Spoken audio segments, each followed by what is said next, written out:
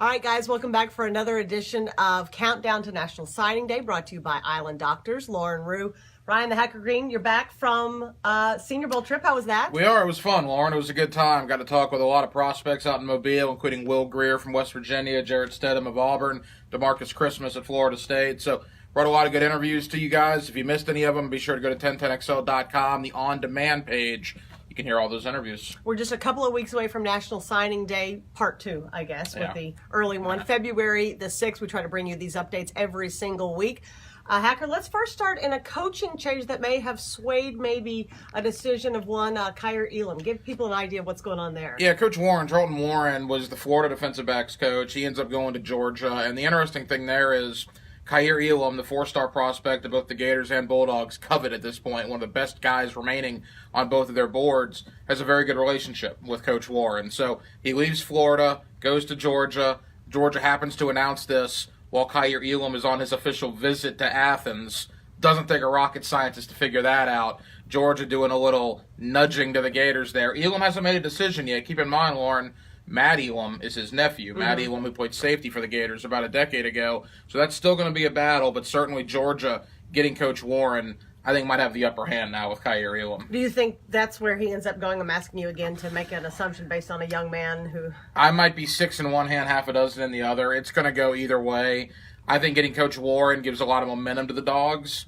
But Florida's in Kyer Elam's blood. Like I said, Matt Elam. So if I had to say right now, I'll say 50.5 to 49.5. I'll go Georgia, Sure. But it's neck and neck. Let's stick with the Gators for a moment here, and some offers coming in on guys like Charles Moore. Tell us a little bit about him. Charles Moore's the 4-star defensive lineman that was committed to Mississippi State for the longest time. Top 75 player in the country.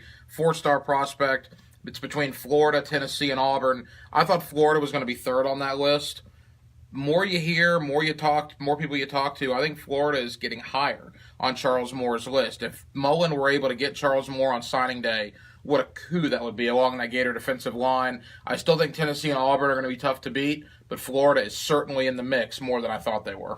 Mark Antony Richards, 4-star defensive back who's had offers from Florida, Miami, and Georgia. Yeah, I think Miami's looking at Mark Antony Richards as a guy to try to save or salvage this class. They really want to keep Mark Antony Richards down in South Florida. That's where he's from. Florida's still in play there, but I think more people you talk to, Miami seems to be maybe pulling out in front just a little bit. Miami's going all in to try to get Mark Antony Richards to stay home. Carson Beck was a topic of conversation for us last week. What's the latest for him? Boy, he gets more and more offers. As the days go by, more offers roll in. Lauren, he's an Alabama commitment.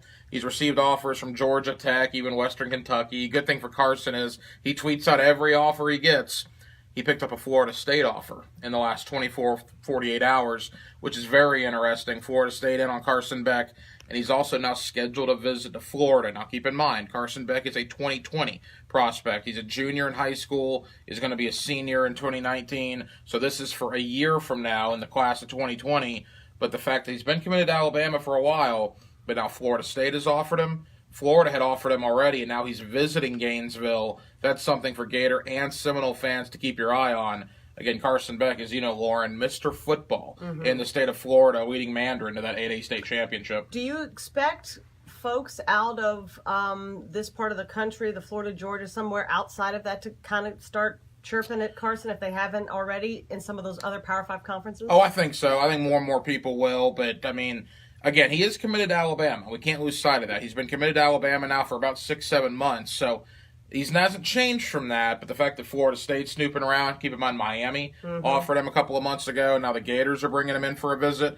I think he's going to stay in the southeastern part of the country, but sure, Big 10 teams might come calling, Big 12 teams might come calling, but Carson Beck, to me, will either be in the SEC or the ACC when all's said and done. Let's stick with some more local guys this time.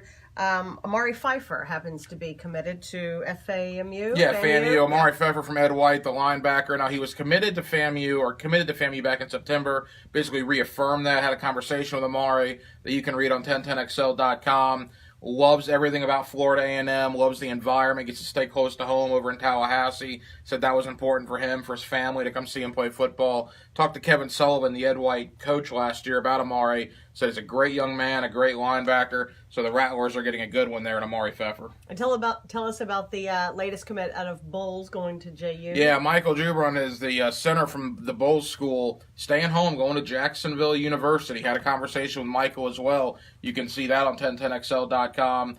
And he just said he fell in love with the campus, gets to stay at home, where he played high school football, will get to play collegiately at Jacksonville University. And I think that's great for kids that maybe have offers outside the city, right, but JU is right here. Build that Jacksonville University program. I think that's a great thing. So JU getting a good one with the Bowles center there on the offensive line. And something else you're working on for 1010XL.com, a young man who's headed to Valdosta State. Yeah, a little outside our listening area, but still like to give Lake City, Columbia a little bit of love. Ahmad Williams, I'll have this story up on Monday on 1010XL.com, commits to Valdosta State.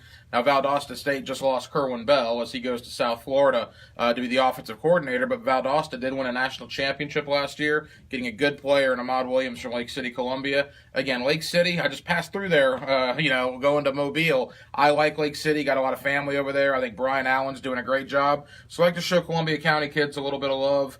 Ahmad Williams, a good player, on his way to Valdosta State. Again, you can catch all of Hacker's write-ups on a lot of these guys at 1010XL.com, and you can catch them weekdays noon to 3 with XL Primetime. Hacker, appreciate it. We'll do it again next week. Thank you, Lauren. All right.